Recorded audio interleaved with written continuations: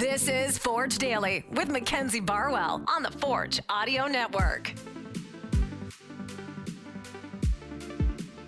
Welcome to this episode of Forge Daily. I'm your host, Mackenzie Barwell, coming to you on February 27th, 2024.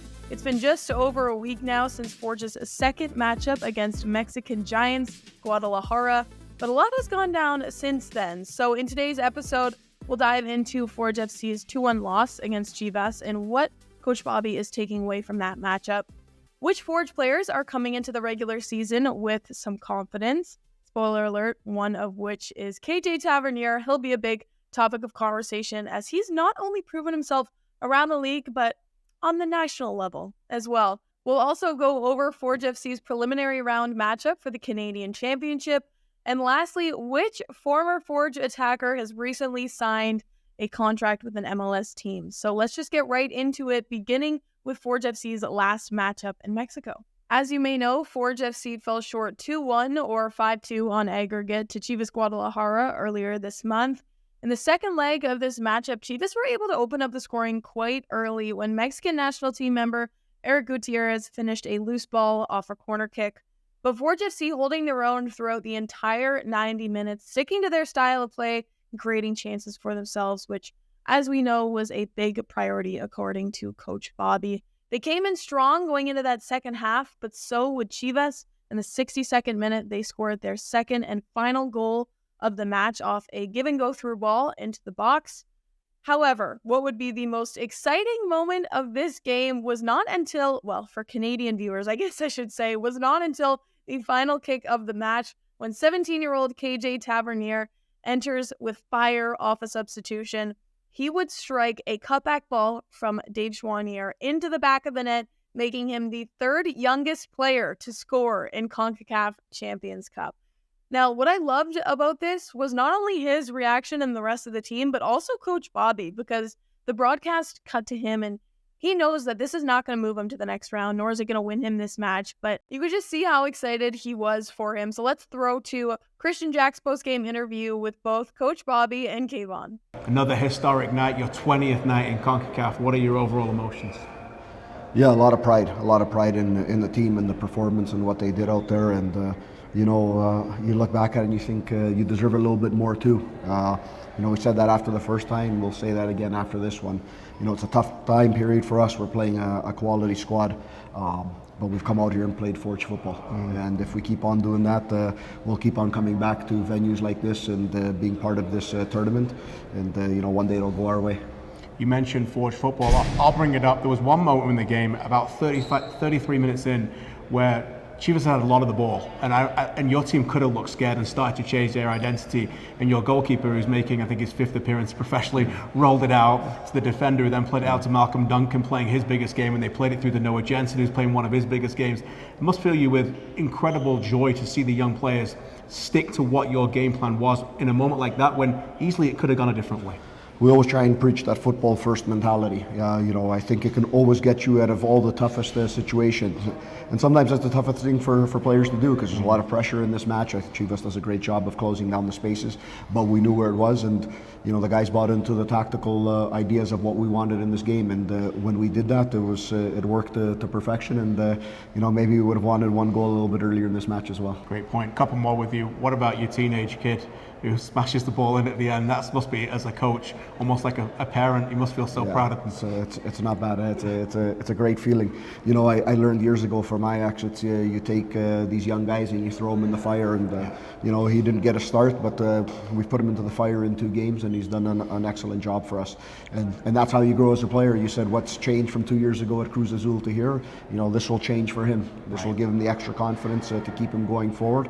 And as long as he keeps his head down and he works, he'll have a bright future. With Kevon Tavernier, the hero, Forge's star boy, so to speak, only 17, and you just scored a goal in Estadio Akron in the Champions Cup. Yeah. I've had enough talking. Let's hear from you. What do you think?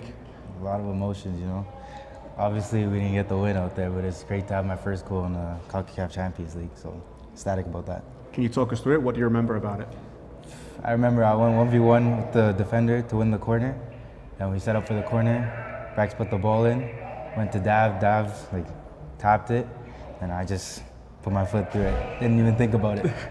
A very humble response from KJ, but unsurprising given his maturity, of course, leading his response there with this wasn't the result that the team wanted. But one other thing that I wanted to highlight before we move on here was the pre-game soccer tennis tournament. Very, very intense. If you're on audio, you may remember seeing this clip on the Instagram story, but if you haven't, feel free to visit this YouTube video. It must have been a final or something because the entire team was watching. 4 guys were playing, one of which was KJ. He goes to make a play, the ball hits the post, which was a chair in this case, and then in very controversial fashion, the entire team erupts debating whether or not that this should count. Ultimately, it didn't. KJ's team loses. And when I tell you the celebration for the winning team looked like the World Cup, I am not kidding, okay? So who knows? Maybe KJ's goal was a bit of redemption for this moment. Just an idea. All right, to wrap up this CONCACAF matchup, though, CPL player of the match would go to Malik Awolabi Bellewu. I tried to warn the Chivas fans. He did it again. Covering one of the most difficult and talented attackers he'll likely see all year, Cade Cowell. Malik maintained 90% pass accuracy, made 5 interceptions, 8 recoveries, and won 5 of 6 duels, all while playing out of his natural position at left back. So I spoke about momentum earlier in the episode. Undoubtedly, Malik will be one of these players coming into the CPL regular season and Canadian Championship with confidence. Switching gears now, we have to talk about Canada soccer because KJ Tavernier's performances with the CPL and 2023 FIFA U17 World Cup has not gone unnoticed. Recently, it was announced that KJ earned the call-up to the U20 men's national team. He's currently competing with them now in the 2024 CONCACAF Men's U20 Championship qualifier. The 3-game group stage is well underway. They played their first game a few weeks ago in Trinidad, playing at Dominica. They took that game 8-0. KJ making his presence known, scoring the 3rd goal of the game. For those of you on audio, I've included a clip here of it. He sidesteps a defender and scores a left-footed shot. Very impressive, very Kayvon Tavernier style. Second game, they played just a few days ago on the 25th. They beat St. Vincent and the Grenadines 4-0. So I would imagine they're feeling quite confident going into their 3rd and final matchup of this group stage tonight at 6 p.m. They will play Trinidad and Tobago. So you can tune into One Soccer if you'd like to see KJ play at the national level. Looking ahead, Canada Soccer recently announced that Forge FC will take on York United FC in the preliminary round of the 2024 Canadian Championship. So Forge to host York United, but to be determined as to when that game will actually be. However, we do know that the 6 preliminary round matches will take place somewhere in between April 23rd and May 1st. So the winner of that matchup will go on to face MLS side CF Montreal. For those of you who may need a refresher on the formatting of the Canadian Championship, because I know I did, the opening stage will be a single match style. So 12 teams go into it, divided up into West and East brackets. The 6 winners of those preliminary matches will move on to the quarterfinal to either play each other or MLS 2023 champions, Vancouver Whitecaps FC, or MLS 2023 finalists, CF Montreal. Now, those quarterfinal matches will be a 2-part home and away series scheduled throughout the month of May. The 14 participating clubs represent 5 leagues: the MLS, the Canadian Premier League, League One Ontario, League One BC, and League One Quebec.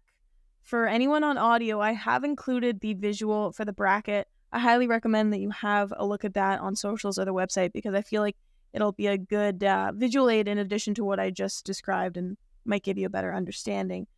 This is a trophy not yet in the Forge FC trophy cabinet. If you've been a fan for a while, you'd know just how badly this team wants it. So be sure to keep an eye out for the announcement of the date for that preliminary round. Last but not least, another player worth highlighting, Forge favorite and now former Forge attacker. Woobens Pacius has confirmed his signing with MLS team Nashville SC. At just 22 years old, Woobs now under contract in the MLS for the 2025 season. Nashville also with options for the 2026-27 season. In his signing announcement, they mentioned some of his stats, highlighting him as the leading scorer for Forge FC across 93 total appearances. Woobs had 32 goals. In 2024, Nashville will chase their 5th straight MLS playoff appearance. They actually also just made their CONCACAF Champions Cup debut last Thursday. In the first leg of the first round, they played Mocha FC, a Dominican Republic professional team. They'll now go into their second leg up 3-0 on aggregate. So, of course, we wish Woobs all the best with this team, but definitely a bittersweet moment for the Forge FC community. All right, so what is next? Well, Forge FC have returned to training as they gear up for their 2024 Canadian Premier League campaign. That will kick off April 13th against Cavalry FC at home. And then, of course, we've got the Canadian Championship preliminary round against York United, the date to be determined. That's all I have for today's episode. Thanks for tuning in, and I'll be back to check in on the audio network next week. This has been Forge Daily with Mackenzie Barwell. If you like what you heard, please like, follow, subscribe, comment, and share.